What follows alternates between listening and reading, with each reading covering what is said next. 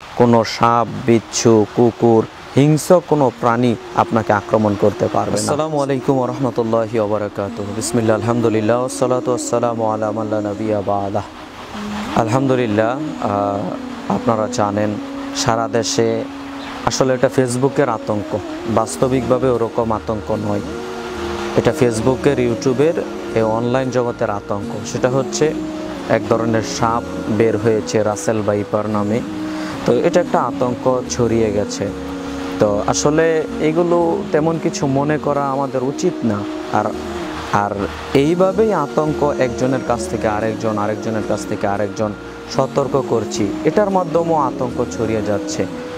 অতএব আপনাকে আমি, যেহেতু সারা দেশব্যাপী এই বিষয়টা ছড়িয়েই পড়েছে, অতএব আপনাদেরকে আমি একটা দোয়া শিক্ষা দেব, যেই দোয়াটা শিক্ষা দিলে ইনশাল্লাহ আপনি নিরাপদে থাকতে পারবেন। কোনো সাপ, বিচ্ছু, কুকুর, তারপরে হিংস্র যত প্রাণী আছে, কোনো কিছু আপনাকে আক্রমণ করবে না, কোনো কিছুর বিষ আপনার শরীরে প্রবেশ করবে না।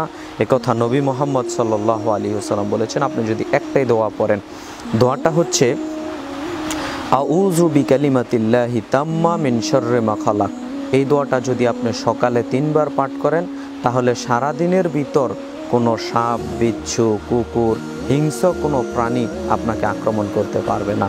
সুবহানাল্লাহি ওয়া বিহামদিহি। রাসূল সাল্লাল্লাহু আলাইহি ওয়াসাল্লাম বলছেন, আপনি যদি সন্ধ্যাবেলা মাগরিবের সালাতের পর 3 বার এই দোয়াটি পাঠ করেন, আউযু বিকালিমাতিল্লাহি তাম্মা মিন শাররি মা খালাক, এই দোয়াটা যদি সন্ধ্যাবেলা 3 বার পাঠ করেন, তাহলে সারা রাতের ভিতর আপনি যাবতীয় হিংস্র প্রাণী থেকে আপনি নিরাপদে থাকতে পারবেন। সুবহানাল্লাহি ওয়া বিহামদিহি। অতএব সম্মানিত প্রিয় বুখারী টিভির দর্শক মণ্ডলী, আমরা অনুরোধ জানাবো, আমরা এই দোয়াটা যেন শিখে নেই, শিখে মুখস্থ করে আমল করি, প্রতিনিয়ত যেন আমল করি। আল্লাহ সুবহানাহু ওয়া তাআলা আমাদের সবাইকে সেই তৌফিক দান করুক। আল্লাহুম্মা আমিন।